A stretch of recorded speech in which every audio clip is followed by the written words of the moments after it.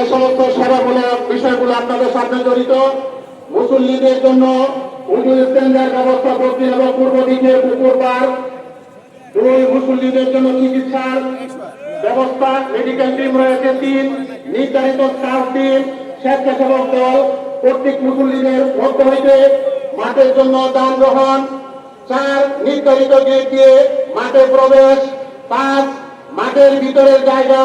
পূর্ণ হওয়ার পর পূর্ব উত্তর দক্ষিণমুখী রাস্তা নামাজের জন্য অগ্রসর হওয়া, 6 রাস্তা দলবদ্ধভাবে দাঁড়িয়ে যানজট সৃষ্টি না করা, 7 জায়নামাজ এবং মোবাইল ছাড়া অন্য কিছু বহন করা যাবে না, 8 আইন শৃঙ্খলা পরিপন্থী কোনো কিছু দৃশ্যমান হলে আপনার নিকটবর্তী বাহিনীকে অতি দ্রুত জানান, 9 উঁচু করে মাঠে প্রবেশ করুন, 10 পানির খাবার সুব্যবস্থা রয়েছে। মহান আল্লাহ সুবহানাহু ওয়া তাআলা আজকের এই পুরস্কারের জন্য মুক্ত হস্তে দান করুন।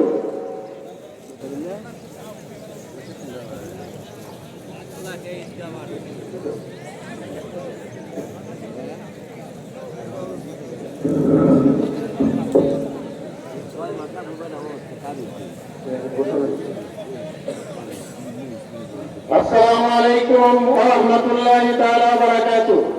ইন্নাল হামদালিল্লাহ ওয়াসসালাতু ওয়াসসালামু আলা রাসূলিল্লাহ।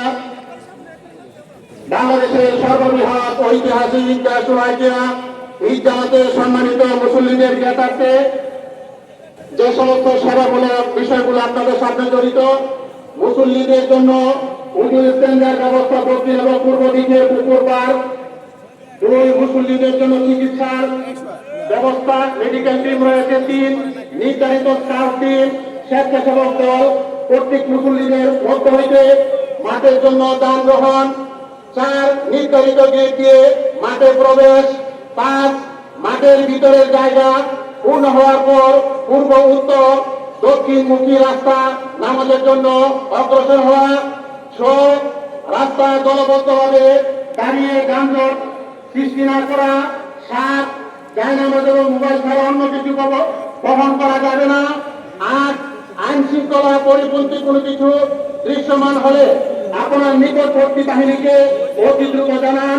9 উঁচু করে মাঠে প্রবেশ করুন,